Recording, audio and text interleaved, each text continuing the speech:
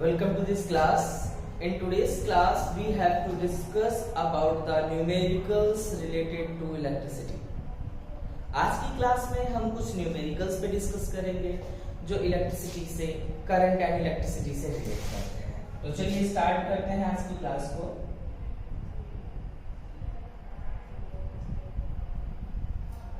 सबसे पहले हम कुछ उन फार्मूलों के बारे में डिस्कस कर लेते हैं जिन पे हमें न्यूमेरिकल्स को लेकर के मूव करना है।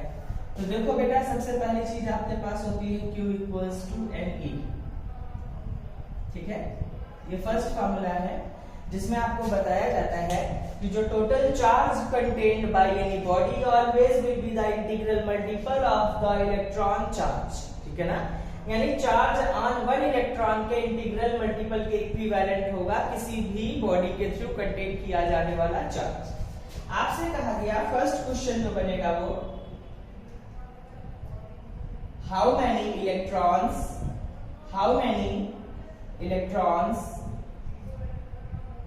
contained by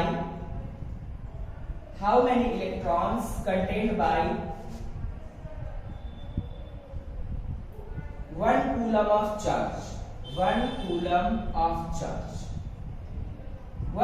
ऑफ चार्ज के थ्रू टोटल कितने इलेक्ट्रॉन्स कंटेन किए जाएंगे।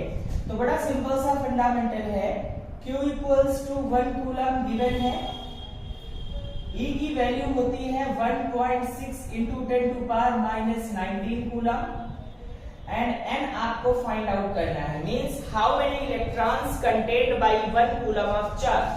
ठीक है, तो यहाँ पर by Q equals to NE यानी क्वांटाइजेशन का फार्मूला अप्लाई किया। Q की वैल्यू है 1 कूलम, n निकालना है और E की वैल्यू आपके पास कितनी होगी यहाँ पे 1.6 into 10 to power minus 19 coulomb. n की वैल्यू हो जाएगी 1 upon 1.6 into 10 to power minus 19 coulomb. जब आप इसे सॉल्व करोगे it can be written as 0.625 into 10 to power 19। ठीक है, 10 टू पावर 19 और इसे लिख सकते हैं 6.25 इंटू 10 टू पावर 18। ठीक है, तो 1 कूलम के थ्रू टोटल कितने इलेक्ट्रॉन्स कंटेन किए जाएंगे, that is equals to 6.25 into 10 to power 18। इसको एज अ स्टैंडर्ड लर्न कर लेना काफी ज्यादा इंपॉर्टेंट होता है कि 1 कूलम के through total 6.25 into 10 to power 18 electrons contain किए जाएंगे। अब अगर आपसे कहा जाए कि 2 कूलम में कितना होगा तो it will B multiplied with 2। कहा जाए 1.6 कूलम में कितना होगा, इसको 1.6 से मल्टीप्लाई कर दो। 9 कूलम में कितना होगा, 9 से मल्टीप्लाई कर दो। ठीक है ना। अब देखिए सेकंड क्वेश्चन, आपके सेकंड न्यूमेरिकल जो होता है वो होता है I equals to Q by T। ये है इलेक्ट्रिक करंट का formula. The rate of flow of charge यानी amount of charge passing through a conductor in given time। But NQ की जगह पे आप NE भी लिख सकते हो, तो यहाँ पर ये कूलम में आता है और यहाँ पर ये NE/T एम्पियर में आएगा। तो बड़ा सिंपल सा केस है ये। तो बड़ा सिंपल सा है कि अगर आपको Q की वैल्यू दे दी जाए और टोटल टाइम दे दिया जाए तो डायरेक्टली डिवाइड करके आप I की वैल्यू निकाल लोगे, बट इसमें वेरिएशंस हो सकते हैं। ठीक है ना, आपको यहाँ पर वेरिएशंस मिल सकते हैं। तो कहा जा रहा है सेकंड क्वेश्चन देखिए आपको दिया जा रहा है। सेकंड क्वेश्चन में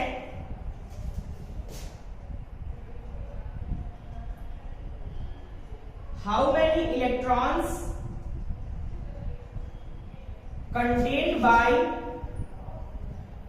by 5 ampere current passing through a conductor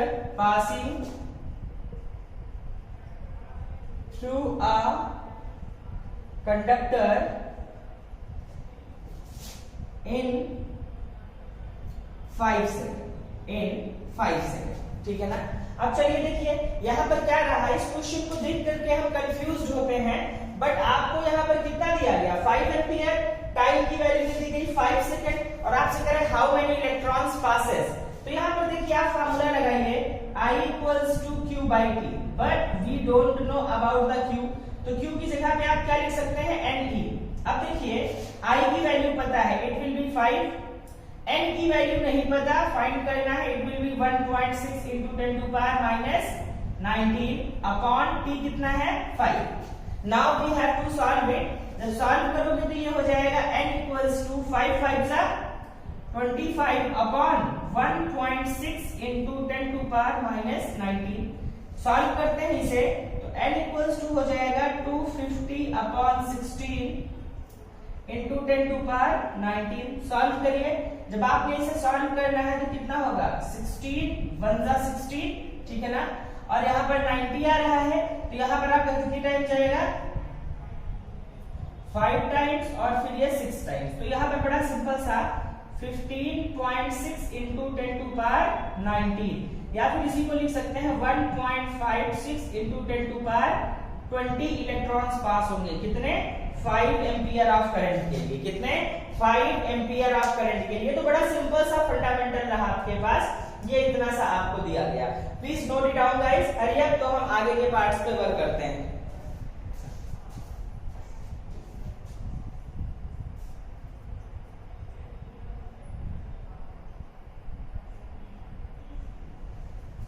next question आप देख सकते हो।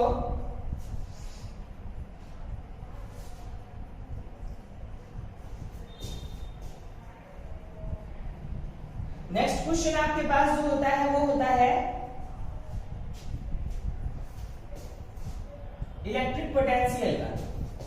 इलेक्ट्रिक पोटेंशियल होता है V equals to W by Q और V बाई Q। तो देखिए इसमें फिर से मैं आपको बोलूंगा कि मैं डायरेक्ट बेसिस के क्वेश्चंस नहीं बता रहा हूं आपको, क्योंकि W और Q की वैल्यू देख करके तो आपसे V निकालने को कहा जाएगा तो निकाल ही लेंगे। हम वेरिएशंस के साथ चल रहे हैं। तो यहां पर कहा गया how much energy is consumed, how much energy is consumed, कितनी एनर्जी कंज्यूम होगी when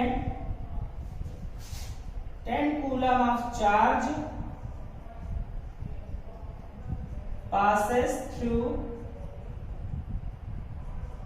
a conductor having 10 volt potential difference, ठीक है ना।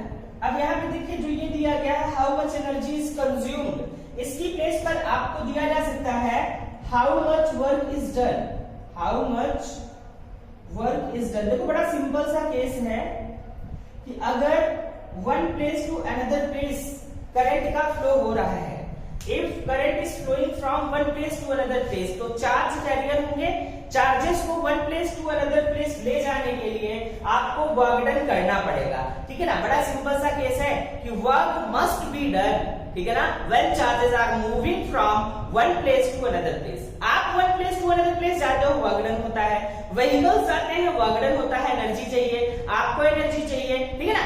कोई भी सिस्टम अगर one place to another place displace हो रहा है तो it must be needed energy, ठीक है ना। वर्क डन होगा और वर्क डन के लिए एनर्जी की नीड होगी। There is no chances to eliminate this. तो यहां पर देखिए आप सीधा सा एनर्जी पूछेंगे तो ये लगा देंगे, वर्क डन पूछेंगे तो ये लगा देंगे। क्या हो जाएगा V equals to W by Q, V equals to W by Q। तो देखो V की वैल्यू आपको दी जा रही है 10 वोल्ट, W दिया गया या फिर और E दिया गया ना, because the amount of energy consumed must be equals to work done। जितनी एनर्जी दोगे उतना ही वर्क डन होगा, ज्यादा नहीं होगा, ठीक है ना। ऐसा नहीं है कि आप जो है 5 रुपीज के लिए जाएंगे और आपको 10 रुपीज के सामान मिल जाएंगे, ठीक है ना। अगर मिल गए तो ऑब्वियसली बाद में देना पड़ेगा आपको। तो यहाँ पर क्या हो रहा है अपॉन Q, Q की वैल्यू कितनी है 10 कूलम, तो कितना हो जाएगा ये आपका W इक्वल्स टू 10 10 जा 100 जूल, 100 जूल। वर्क डन की वैल्यू कितनी मिल गई 100 जूल, दैट्स ऑल। 100 जूल का वर्क डन होगा 10 कूलम चार्ज को 10 वोल्ट के अक्रॉस मूव कराने के लिए, ठीक है ना। और 100 जूल की एनर्जी का कंजम्पशन भी होगा, ठीक है। तो यहाँ पर ये इतना सा पार्ट आपको दिया गया। आफ्टर दैट आपको मिलता है ओम्स लॉ। ओम्स लॉ का एक सिंपल सा रिलेशन होता है V इक्वल्स टू IR। क्या होता है आपके पास V इक्वल्स टू IR। तो देखिए यहाँ पे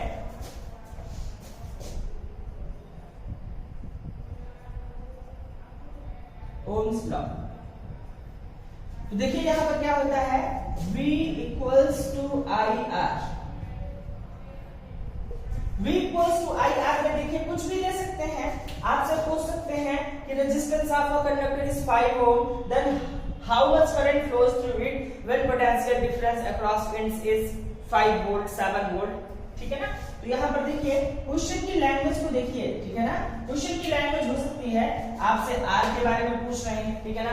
if 5 volt potential difference contains 2 ampere of current then what will be the value of the resistance, कुछ भी पूछ सकते हैं ऐसा, ठीक है ना। तो आपको एनी टू वैल्यूज दे करके, एनी टू वैल्यूज गिवन होंगी, ठीक है, और आपसे थर्ड वैल्यू पूछेंगे, ठीक है ना। थर्ड वैल्यू आपसे पूछ लेंगे। तो ये इतना सा होता है आपके पास। तो देखिए फोर्थ में आपको दिया जा रहा है V equals to I R, ठीक है ना। यहां पर देखिए क्वेश्चन होगा आपके पास, if 2 ampere current flows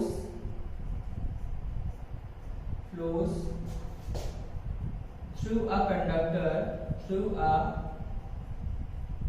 conductor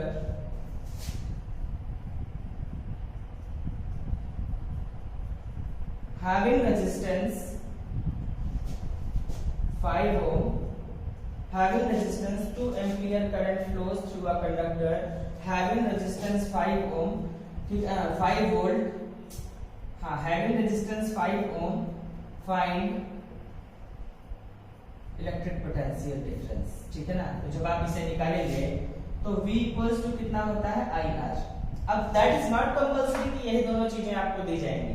आपको हो सकता है आई और V दे दिया जाता, आर पूछ लेते, हो सकता है V एंड आर दे देते, आपसे आई पूछ लेते, ठीक है ना। तो यहाँ पर वैल्यू को रखिए, आई कितना होगा आपके पास, आई होगा आपके पास 2 एम्पियर एंड रेजिस्टेंस कितना होगा 5 ohm, obviously that will be equals to 5 2 10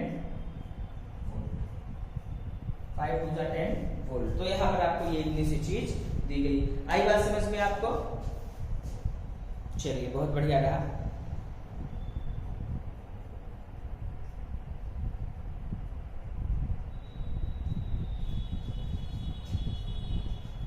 तो अभी की क्लास को हम इतने पे ड्रॉप करते हैं। नेक्स्ट केस में हम जो है रेजिस्टेंसेस के कॉम्बिनेशन के न्यूमेरिकल्स पे वर्क करेंगे। Thank you class.